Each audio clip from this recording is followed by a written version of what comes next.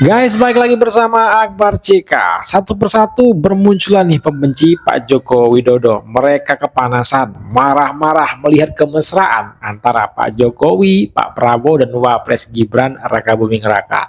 Langsung aja kita saksikan videonya berikut ini. Baik yang kita lihat, kita tuntut. Kalau Jokowi, Pak, kalau nggak ngomongin Jokowi, Kalau menurut saya Jokowi itu pengkhianat besar, pengkhianat, bajingan. PKI nggak, Pak? PKI bukan? Dan menurut saya dia turunan PKI. Nah, saya jelaskan. Kenapa saya bilang pengkhianat? OCCRP aja mengatakan dia adalah orang nomor 2 atau nomor 3 di dunia ini, pelaku kejahatan hak asasi manusia dan pelaku korupsi. Itu dunia internasional. Di kita buktinya banyak. Sudah banyak pejabat, bekas pejabat, nggak perlu saya sebutkan kan, terima gratifikasi, terima suap, setor kepada Jokowi. Kenapa pemerintah sekarang tidak berbuat? Ini kan tindakan pengkhianatan. Si kumis satu ini ya, kalau nggak merendahkan Pak Jokowi, satu hari demam nih si kumis ini. Senarko, kau tuh nggak sadar diri. Yang kau hina ini mantan presiden terbaik. Sementara kau sendiri siapa? Kau ini yang dulu waktu kau menjabat, kemana aja kau? Apa yang sudah kau berikan kepada negara Republik Indonesia ini? Selama Pak Jokowi menjabat 10 tahun, mungkin kau tak dapat jabatan, jadi cuap-cuap setiap hari. Mau ya sadar diri kau kumis, yang kau hina ini kontribusinya banyak dalam membangun negara Republik Indonesia ini. Sementara kau hanya sampah masyarakat, hanya menghina saja. Tanpa ya ada kontribusinya membangun negara Republik Indonesia ini. Kau hanya membuat keributan aja kau. Aduh, inilah kalau para pembenci Pak Jokowi ya kan, nggak ada akalnya. Bicara itu, ya terbalik-balik otaknya. Periksa kejiwaan kalian semua. Ya, kalian berbicara seolah-olah Jokowi yang salah, padahal diri kalian semua yang salah. Kumis, Joko Widodo bukan tandingan kau. Kau itu ya tidak ada apa-apanya bagi Joko Widodo. Tetaplah kau mencibir Joko Widodo, ya kan, sementara kau mempertontonkan kebodohan kepada seluruh rakyat Indonesia, dan Joko Widodo semakin dicintai rakyat Indonesia. Satu momen yang menurut saya menjadi pembicaraan yang cukup luar biasa hari ini. Di hari kemerdekaan Indonesia 17 Agustus tahun 2026 bertepatan dengan 81 tahun Republik Indonesia, yaitu soal momen kebersamaan dan kehangatan Pak Prabowo Subianto dengan Pak Jokowi dan Gibran Rakabuming Raka. Dari video-video yang kita saksikan di media-media mainstream, di TV, di media online yang disiarkan secara terbuka, Prabowo Subianto diapit oleh Pak Jokowi dan Gibran Rakabuming Raka. Ramai, dan bahkan kalau kita hitung rata-rata secara umum, ketika Prabowo Subianto diapit duduknya oleh Pak Jokowi dan Gibran Rakabuming Raka, itu syutingnya lama, itu lama sekali. Seakan-akan ingin memberikan pesan politik. Wajar kalau kemudian pembicaraan soal duduknya Pak Prabowo Subianto yang diapit oleh Gibran Rakabuming Raka, Wakil Presiden Republik Indonesia, dengan Pak Jokowi, itu menjadi spotlight dan tentu saja menjadi konsumsi pemberitaan hingga saat ini yang tidak berkesudahan. Tentu banyak sekali tafsir-tafsir yang bermunculan, tentu banyak sekali analisa-analisa yang bermunculan. Saya kebetulan tadi ditanyakan oleh sejumlah kawan-kawan media, kurang lebihnya jawaban saya ketika ditanya soal apa yang kemudian bisa dimaknai ketika Prabowo Subianto hari ini tanggal 17 Agustus 2026 dalam memperingati hari kemerdekaan Indonesia yang ke-81, duduknya diapit oleh Gibran Rakabuming Raka dan diapit oleh Pak Jokowi. Pertama, tentu ini adalah semacam chemistry politik yang tidak bisa dibantah.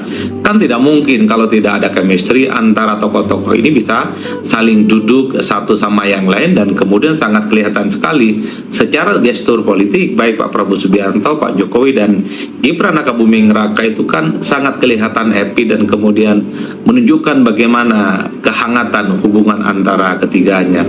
Itu adalah sesuatu yang tidak bisa dibantah.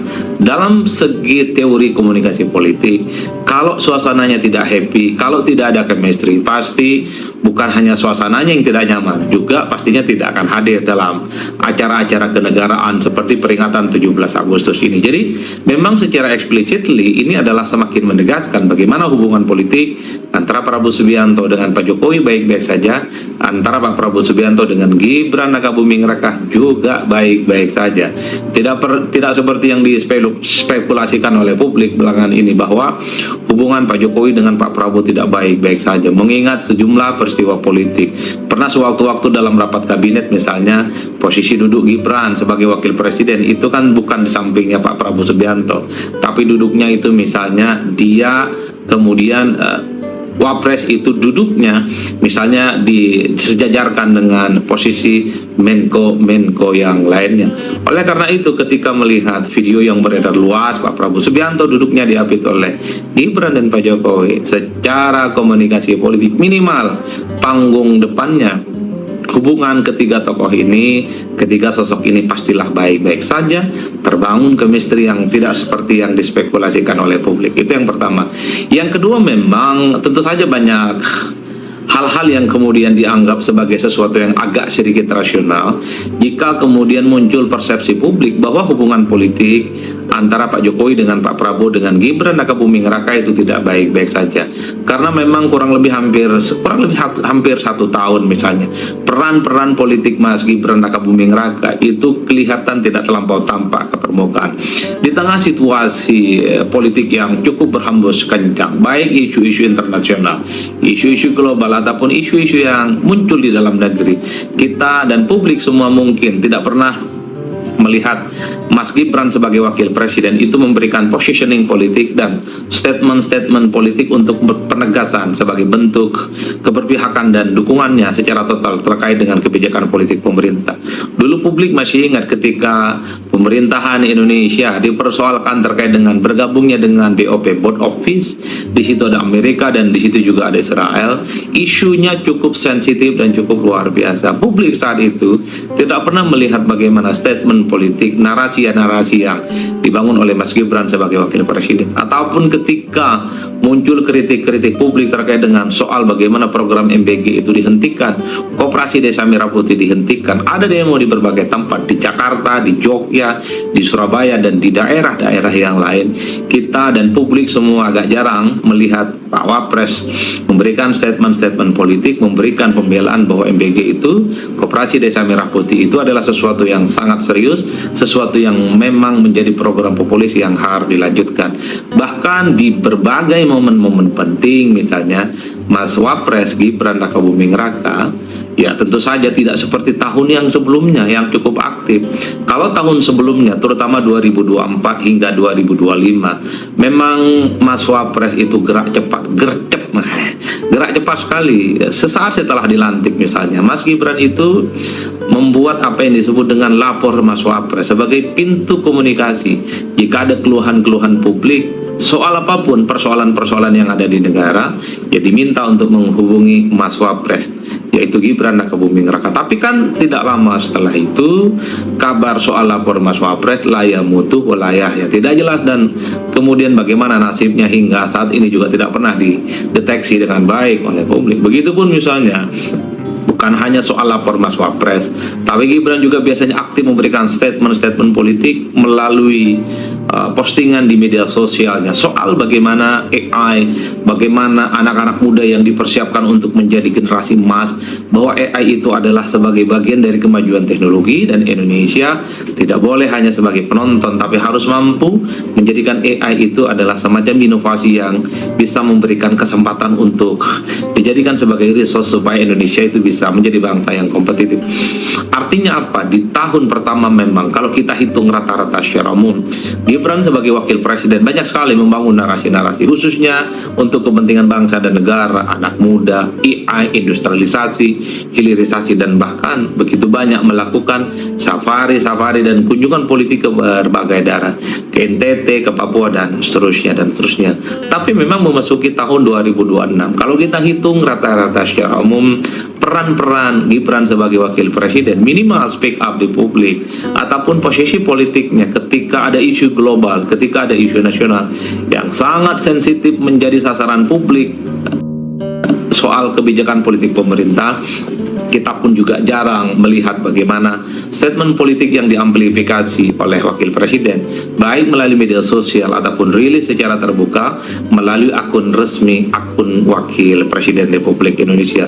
Dan bahkan setelah lama sekali tidak mendengarkan narasi yang disampaikan oleh Mas Wapres Gibran Rakabuming Raka terkait dengan berbagai isu, dalam sebuah rapat kabinet tiba-tiba posisi duduk wakil presiden tidak lagi di sebelahnya presiden, tapi kemudian duduknya sejajar dengan Menko yang lainnya. Itulah yang kemudian dianggap sebagai trigger, yang kemudian dianggap sebagai tanda-tanda tebal, sebagai sinyalmen bahwa hubungan antara presiden dan wakil presiden, yang notabene-nya wakil presiden ini adalah putra dari Pak Jokowi, tidak baik-baik saja. Muncul narasi-narasi yang berhembus cukup kencang di media sosial, muncul meme gitu ya, yang kemudian memberikan bahwa telah terjadi gonjang-ganjing hubungan politik yang tidak baik-baik saja. Tapi per hari ini, hari Senin, tanggal 17 Agustus 2026, ketika Pak Prabowo diapit oleh Gibran dan diapit juga oleh Pak Jokowi, menegaskan satu pesan politik yang cukup nyata, bahwa hubungan politik Prabowo dengan Gibran baik-baik saja, bahwa hubungan politik Pak Prabowo dengan Pak Jokowi itu baik-baik saja, tidak seperti yang dipersepsikan publik selama ini.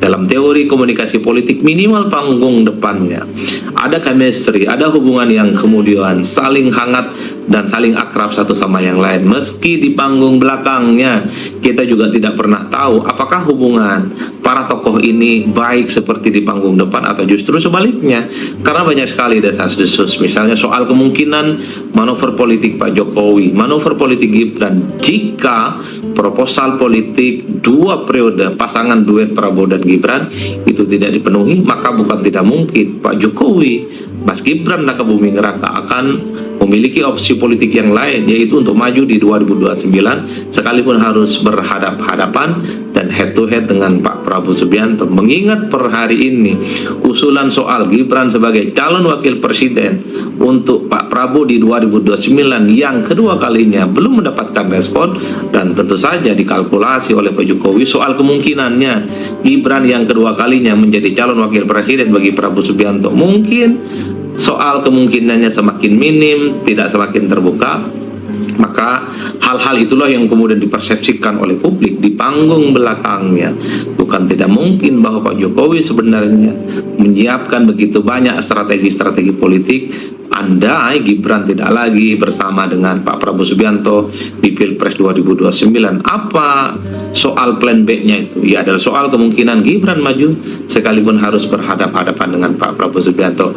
Itu analisa-analisa politik yang saya coba untuk akumulasi dari begitu banyak percakapan-percakapan di ruang publik dan salah satunya di media sosial. Saya kira di situ Bapak Ibu semua, semoga bermanfaat. Dirgahayu Indonesia yang ke-81 tahun. Mari kita doakan bangsa ini semakin hebat, semakin besar, semakin akrab, semakin guyup, dan tentu mampu menghadirkan keadilan, pemerataan secara menyeluruh terkait dengan pembangunan dan ekonomi bagi seluruh rakyat Indonesia. Nah, itulah video kita kali ini. Silahkan dikomentarkan di kolom komentar. Saya Akbar CK undur diri, jumpa lagi kita di next video. Assalamualaikum, bye-bye.